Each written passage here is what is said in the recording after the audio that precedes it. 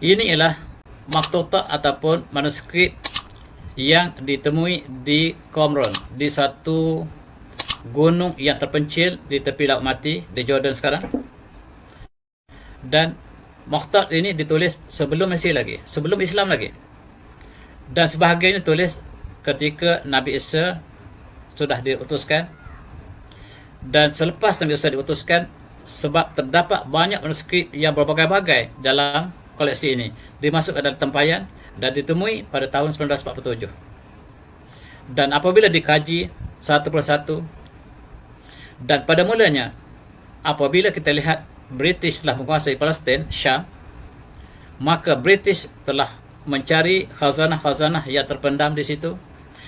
Akhirnya mereka temui tentang manuskrip yang sangat ganjil ini.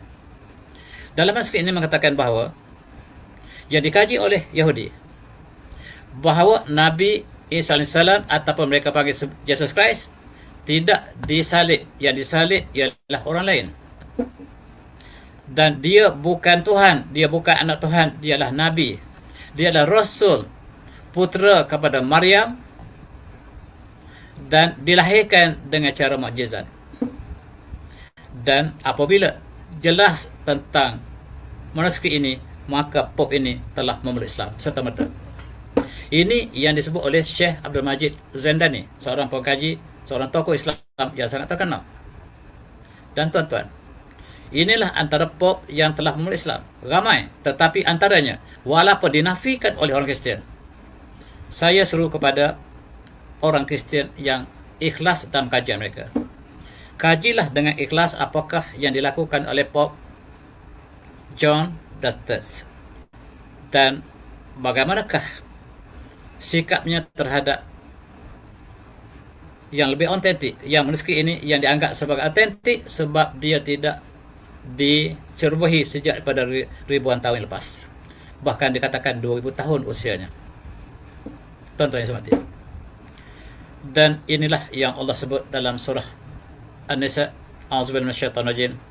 Ya ahli kitab ya ahli kitab la taghlu binakum wa la taqullaha illa al-haq. Inna ma sayyidina Isa ibn Maryam Rasulullah wa kalimatuhu alqa ila Maryam wa ruhamin. Wa aminu billahi wa rasulih wa la ta'kulu salasah. Jangan kamu kata Trinity, intahu khalakum, dan berhentilah kamu mengatakan Nabi Isa itu tiga daripada satu dalam tiga. Inna Allah ilahun wahid. Allah itu satu dan hanya satu. Subhanahu ayakun walad, dan Allah tidak layak untuk ada anak. Lahu ma fis samawati wa ma fil ardi, dan seluruh langit dan bumi ialah kepunyaan Allah. Dan inilah yang Allah sebut dalam surah An-Nisa, wa kabillahi wakila, dan cukup Allah sebagai wakil. Tuan-tuan semati. Dan saya cukup tertarik untuk merujuk pada buku ini. Dia tulis oleh seorang intelektual Eropah ataupun Amerika bernama Richard Rubenstein. Tajuk bukunya When Jesus Became God. Bilakah Jesus ini jadi Tuhan? Jesus dilahirkan bukan Tuhan, hidup tidak Tuhan, tetapi bilakah Jesus Christ dijadikan Tuhan oleh pengikutnya? Ini buku ini sangat menarik untuk dikaji, dan saya baca 10-20 tahun lepas buku ini, dan cukup menarik isinya. Dan saya sebutkan sedikit kandungan buku ini ialah mengikut profesor ini, kerajaan Konstantin, Raja Konstantin yang memerintah Konstantinopel satu masa dulu, dan dia bukan orang Kristian, dia adalah penganut agama Mazda ataupun agama Parsi yang percaya pada Tuhan Maitra. Tuhan Maitra ada anak dan lahir pada 5 Desember. Itulah kepercayaan Raja Konstantin, dan dia sekarang menjadi ketua penduduk Kristian di Konstantinopel dan kerajaan yang di bawah naungan Konstantinopel. Dan pada tahun 325 mengikut profesor ini, terjadilah pertikaian antara dua komponen dalam agama Kristian, iaitu diketuai oleh Arius dan Athanasius. Kata Arius bahawa Nabi Isa AS ialah anak yang dilahirkan oleh Maryam secara mukjizat, diutuskan menjadi Nabi dan Rasul kepada Bani Israel, dan dia bukan anak Tuhan, bukan Tuhan, kata Arius yang punya pengikut yang ramai. Tetapi lawannya Athanasius, iaitu ketua gereja di Iskandariah, mengatakan bahawa Nabi Isa AS ataupun mereka sebut Jesus Christ ialah anak Tuhan, dan dia Tuhan, dan dia adalah begotten son, dia adalah anak yang dilahirkan oleh Tuhan, kata Athanasius. Maka mereka berdebat. Maka diadakan persidangan yang penting di Turki, bandar Izmir sekarang, iaitu bandar Nikia ataupun Persia. Di situ 2,000 lebih seluruh pendeta Kristian dikumpulkan di situ, dan mereka buat satu survey Nabi Isa AS, Jesus Christ ini, apakah dia seorang Rasul ataupun seorang Tuhan. Maka 2,700 pendeta mengatakan dialah Rasul dan bukan Tuhan. 300 orang mengatakan dia Tuhan. Tengok, 2,000 orang mengatakan bukan Tuhan, 300 kata Tuhan. Konstantin pun ialah sebagai saksi, sebagai pengadil, dan kata Konstantin, saya pilih yang kata dia Tuhan. Yang 2,000 dikeluarkan daripada perbincangan, dan mereka bersyarat bersama dengan 300 yang mengatakan dia Tuhan. Yang 2,700 ini, yang pengikut kepada Arius, telah dikeluarkan daripada perbincangan Indonesia, dan mereka mesyuarat bersama dengan 300 pendeta yang mereka keluarkan resolusi ataupun ketetapan dekri bahawa Jesus Christ ialah anak Tuhan dan Tuhan, dan dia adalah Logos. Dia adalah bukan dicipta tapi dilahirkan, dan dialah Tuhan sendiri. Itulah keputusan yang dikeluarkan oleh 300 pendeta bersama dengan Konstantin. Konstantin ini ataupun Raja Konstantin ni bukan Kristian, kata gitu. Dia hanya masuk Kristian ketika hari matinya. Ketika hari sebelum matinya dia Islam, tetapi ketika dia membuat keputusan ini, dia sebagai pengikut Maitreya, dia beragama Parsi yang mengatakan bahawa Tuhan Maitreya itu lahir pada 25 Disember, dan oleh sebab itu akhirnya mereka menyambut kelahiran Nabi Isa AS, Jesus Christ juga pada 25 Disember, sebagaimana kelahiran Raja Maitreya ataupun Tuhan Maitreya yang diimani oleh atau dipercayai oleh Konstantin ataupun Konstantinus. Dan mereka telah bercanggah pandangan. Yang satu mengatakan Nabi Isa AS, Jesus Christ adalah Nabi dan Rasul kepada Bani Israel, tidak untuk bangsa lain. Oleh sebab itu, pepegangan Arsias tidak boleh orang bangsa Rom memeluk Kristian, tidak boleh. Sebab Nabi Isa AS hanyalah diutuskan kepada orang Israel saja. I am not sent but to the lost sheep of Israel, kata Arius.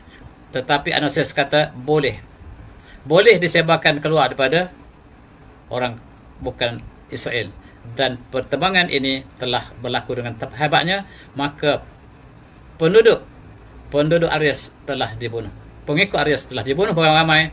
Yang tinggal adalah pengikut Athanasius yang mengatakan teori Trinity, iaitu Tuhan satu dalam tiga.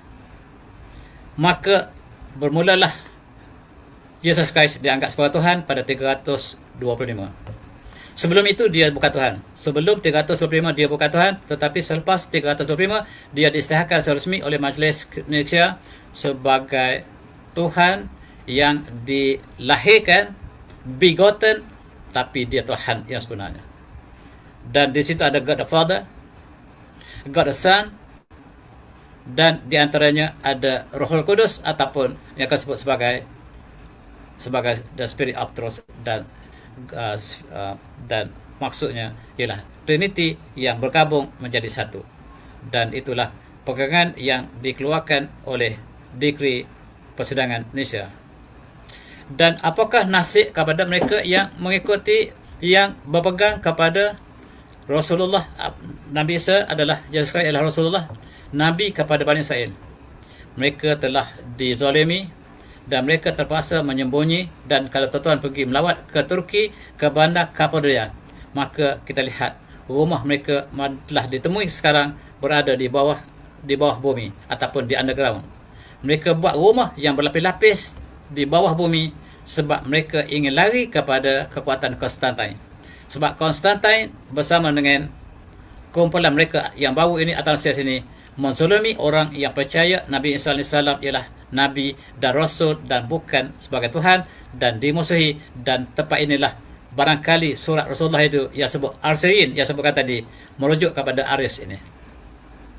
Tuan-tuan semati, dalam konteks ini kita lihat Allah menyuruh kita supaya berbincang dengan hikmah. Ud'u ila sabil rabbika bil hikmati wal mau'izatil hasanah wajidhum billati hasan inna rabbaka huwa alimun bi'an sabilihi wa huwa alim bil muhtadin. Dan serulah mereka dengan cara hikmah dan peringatan yang indah, yang baik. Dan berbahasa mereka, berbincang dengan mereka dengan cara yang baik. Sesungguhnya Allah Tuhan kamu lebih mengetahui siapa yang sesat dan siapakah yang mendapat petunjuk. Allah mengetahui kedua-duanya, tapi kita sebagai Islam adalah kita berbincang dengan baik dan tenang, bukan untuk memburukkan, tetapi untuk sama-sama kita mencari titik kebenaran. Dan itulah yang dilakukan oleh pendakwah-pendakwah kita, termasuklah Ahmad Deedat, termasuklah Dr. Zaid Nakik, Dr.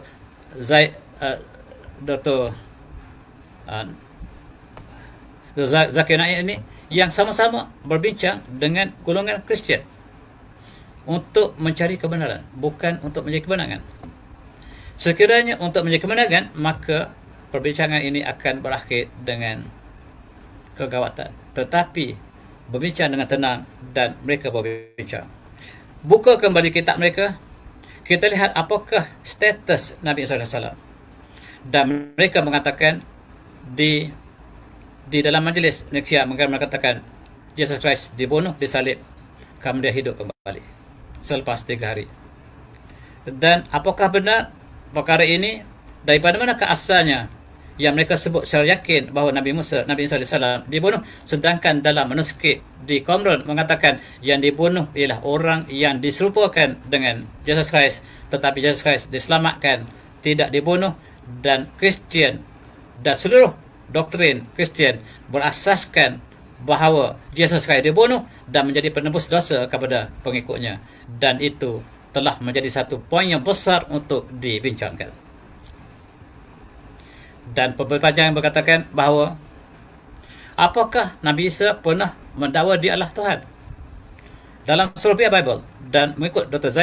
Zakir Naik, tidak ada satu pun statement dalam Bible yang mengatakan Nabi Yesus Kristus mengatakan dia adalah Tuhan.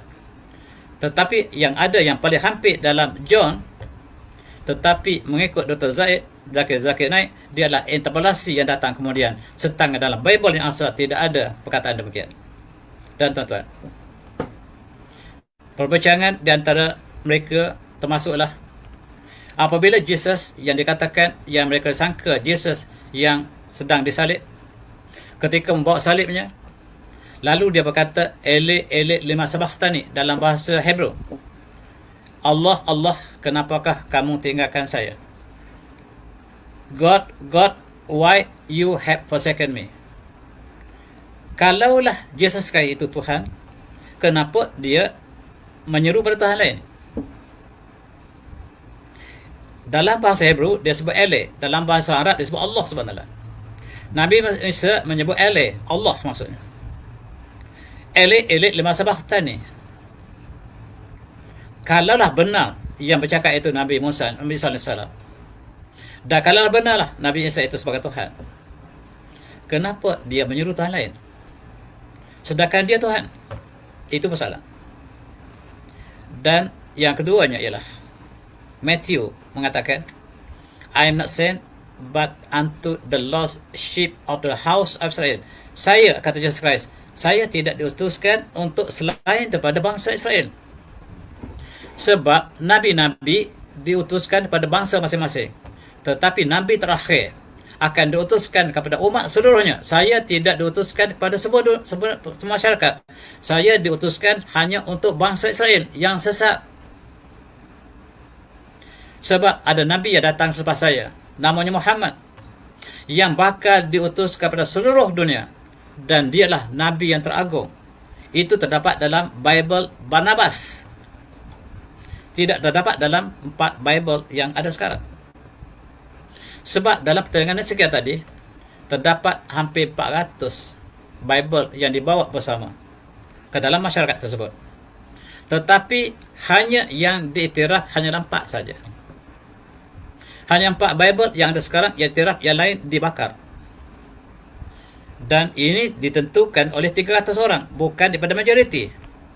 Sedangkan yang menghadiri majlis Indonesia ialah seramai 2,000, hampir 3,000 orang. Tetapi yang minoriti 300 orang yang memilih 4 kitab yang ada sekarang, yang 2,000 lain menolaknya sebab kitab lain juga harus dirujuk. Dan persoalan inilah yang dibincang oleh mereka yang mengkaji dalam perbendaharaan agama. Dan bagaimanakah Nabi Isa dalam Bible menceritakan bagaimanakah mereka bersolat? Dalam Exodus mengatakan Nabi Musa, Moses, menanggalkan kasut bila solat, dan umat Islam menanggalkan kasut bila bersolat. Dan di dalam Bible mereka juga mengatakan dalam Exodus mengatakan Nabi Musa membasuh tangan, wuduk apabila untuk bersolat. Dalam Mark mengatakan bersolat dengan berdiri, qiyam.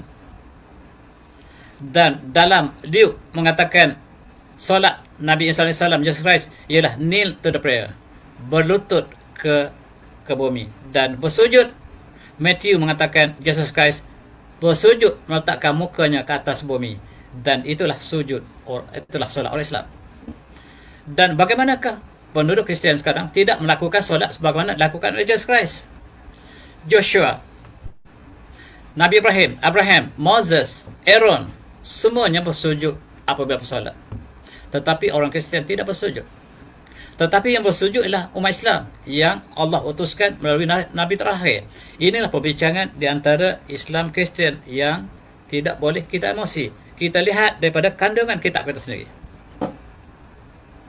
Dan cuba kita renungi, dan itulah yang dibincang oleh tokoh-tokoh yang berdebat ataupun yang berbincang, berbahas, berbincang, berdialog tentang comparative religion ataupun perbendaharaan agama. Dan cukup menarik tuan-tuan, ditemui di Turki kitab yang dikeluarkan oleh Majlis Indonesia. Kitab ini namanya Barnabas. Siapakah Barnabas? Barnabas ialah pakcik kepada Jesus Christ, keluarga Jesus Christ. Ketika itu Paul belum diterima oleh disciple untuk masuk dalam kumpulan ini, tetapi Barnabas lah yang bawa Paul ke dalam majlis disciple. Dan Kristian sekarang kebanyakannya ialah doktrin yang dibawa oleh Paul ataupun sampel. Itu sebab sampel minta supaya dikembangkan Kristian kepada orang bukan Islam, bukan orang Israel. Tetapi Jesus Christ mengatakan dia hanya diutuskan untuk bangsa Israel. Dan Barnabas mengatakan bahawa Jesus Christ ialah Nabi Isa AS ialah Nabi dan Rasul, bukan Tuhan. Tapi Paul mengatakan dia Tuhan, anak Tuhan. Dan sekarang ditemui kitab yang berusia lebih 1,500 tahun ini dalam tulisan Aramaik. Cukup menarik. Sebab Nabi Isa AS, Jesus Christ bercakap dalam bahasa Aramaik. Tetapi kitabnya tak ada satu pun dalam bahasa Aramaik. Yang paling tua pun dalam bahasa Greek. Sedangkan Nabi Isa AS, Jesus Christ, tidak bercakap dalam bahasa Greek. Maksudnya yang ada dalam Greek itu adalah terjemahan. Dan kitab Barnabas ini ada dalam bahasa Aramaik. Dan bahasa yang dituturkan oleh Jesus Christ adalah bahasa Aramaik. Dan apakah kandungan dalam kitab ini? Dia jelas mengatakan bahawa Nabi Isa AS ialah Rasul yang diutuskan kepada Bani Israel, dan akan datang selepas ini Nabi yang menutup segala para Rasul ialah Muhammad SAW. Dan itulah yang dinyatakan dalam kitab Barnabas. Dan ini tak ada kena dengan Islam, dan dia adalah kitab yang dikeluarkan dalam Majlis Indonesia. Sekarang Barnabas itu telah disimpan di Turki, di Ankara Ethnography Museum. tersimpan di situ, dan di sinilah kita lihat mereka yang tidak percaya kepada kandungan ini, mereka mengatakan surah ini palsu. Terserahlah kepada tuan-tuan untuk menilainya. Dan kitab Barnabas ini sangat-sangat serupa dengan Al-Quran kandungannya, menceritakan Nabi SAW diangkat ke langit, yang dibunuhnya ialah orang lain dan disalib orang lain, dan itulah kandungan yang disebut dalam Barnabas, yang sama seperti manuskrip Qumran yang dikaji oleh Pope yang awal tadi. Tuan-tuan yang semati, sekarang kita boleh kaji Barnabas, Gospel of Barnabas ini di dalam museum ini. Dan banyak lagi tuan-tuan, kita boleh baca Gospel yang tidak diterima oleh Majlis Nikah. Antaranya ialah Saint Joseph, dan Saint Thomas. Saint Thomas juga merujuk hampir sama dengan apa yang disebut oleh Barnabas. Dan Shepherd juga membawa berita yang hampir sama. Tetapi yang mereka guna sekarang ialah 4 yang dikhususkan dalam Majlis Nikah tadi. Dan Pope yang terakhir sebelum bersara, sebelum meletakkan jawatannya, Pope Benedict namanya, Pope Benedict yang ke-16.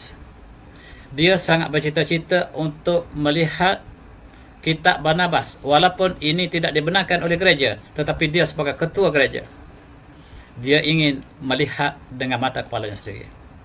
Dia ingin menyaksikan bahawa benarkah dalam kitab ini, di dalam Bible, dalam Gospel of Barnabas ini menyatakan Rasulullah Muhammad dengan namanya. Saya telah membaca kitab ini tuan-tuan dalam terjemahan masa saya masih lagi di college ataupun di universiti dulu. Dengan jelas dalam kitab ini yang diterjemahkan ke dalam bahasa Inggeris, sangat jelas menceritakan kedatangan Nabi Muhammad SAW, dan dengan tepatnya, dengan sifatnya, dengan misi yang dibawanya sebagai penutup segala rasul dinyatakan dengan jelas dalam kitab Gospel Barnabas yang pernah saya baca. Dan Yesus Kristus tidak disalib tetapi diselamatkan, dan para disciple disebut oleh Barnabas lari bertempuran ketika Nabi Isa AS diangkat ke langit, dan mereka tidak menyaksikan Nabi Isa AS atau Yesus Kristus diangkat ke langit sebagaimana yang disebut dalam Al-Quran. Dan Gospel Barnabas ini sangat hampir dengan Al-Quran. Itulah sebabnya orang Kristian mengatakan dia adalah ditulis oleh orang Islam. Mana mungkin? Sebab Islam hanyalah wujud sebab 1400 tahun lepas, dan kitab ini ditulis 1500 lebih awal. Dan ini menyatakan bahawa kitab ini tak ada kena dengan Islam, tetapi dia menyatakan kebenaran. Tuan-tuan, maka apakah terjadi pada Pope Benedict selepas dia membaca kitab Barnabas? Dia membuat satu peristiharan yang cukup menggemparkan dunia. That Christianity is not in the classical meaning a religion of the book. Sekali lagi. That Christianity is not in the classical meaning a religion of the book. Disebut berkali-kali oleh ketua gereja mereka, Vatican, namanya Pope Benedict. Apakah yang berlaku selepas itu? Dia telah resign. Dan apakah pernah ada Pope yang resign? Inilah yang menimbulkan tanda tanya yang besar, kenapakah dia resign? Dan di manakah dia sekarang? Ada dua versi. Versi Islam menuduh ataupun mengatakan dia Islam, tetapi sumber Kristian menafikan sama sekali. Bahkan sumber Kristian mengatakan dia masih berada dalam kawasan Vatikan. Sumber Islam mengatakan dia pernah berada di Mekah. Dinafikan sekeras-kerasnya oleh satu pihak lain, dan kita tak tahu apakah kebenarannya. Dan dia resign selepas dia mengkaji kitab Barnabas. Tuan-tuan yang semati, apakah yang ditunjukkan oleh Barnabas? Iaitu agama seluruh para anbiya adalah satu. Daripada Nabi Abraham, sampai Moses, ataupun Jacob, ataupun Solomon, ataupun Jonah, ataupun Jesus, ataupun Muhammad SAW, ialah daripada pohon yang sama, sebagaimana yang disebut oleh Raja Najasyi tadi dalam perbincangan dengan Ja'far bin Talib radhiyallahu. Tuan-tuan, Dan inilah yang berlaku. Allah menyatakan alladzina atainahumul kitaba ya'rifunahu kama ya'rifuna abnahum. Dan serunya mereka yang kami kenalkan kitab itu, Bible ataupun Taurat dan Injil itu, mereka kenal Rasulullah sebagaimana mereka kenal anak mereka. Dan mereka sangat kenal. Dan dalam kitab Song of Solomon disebut dengan jelas nama Nabi Muhammad. Nabi Muhammad disebut dengan jelas Hiko memitakim kekulu Muhammadim. Muhammadim maksudnya Muhammad yang mulia. Dim dalam bahasa Hebrew maksudnya ialah plural kepada kemuliaan. Muhammad yang mulia maksudnya. Tetapi diterjemahkan dalam Bible sekarang menjadi apa dia? Menjadi he is my beloved and this is my friend or daughter of Jerusalem. Dia tidak sebut daripada asalnya, dia tidak boleh terjemah nama menjadi all lovely dan sebagainya, tetapi dia adalah Muhammadan yang disebut oleh Nabi Sulaiman. Nabi Sulaiman dalam syairnya mengatakan bahawa dia sangat memuji sahabatnya yang bernama Muhammad yang mulia yang bakal datang untuk menjadi rasul yang terakhir. Jelas Nabi Muhammad ialah rasul yang terakhir yang dibincang dalam perbincangan agama ini, dan inilah yang diakui dalam kitab Barnabas dan dalam Saint Thomas yang juga tidak termasuk dalam yang diiktiraf. Dan tuan-tuan, kita lihat yang memilih 4 kitab sekarang ialah daripada 300 pendeta, dan mereka yang berkumpul selama hampir 3,000 yang memilih hanyalah daripada kalangan 300 orang, tuan-tuan.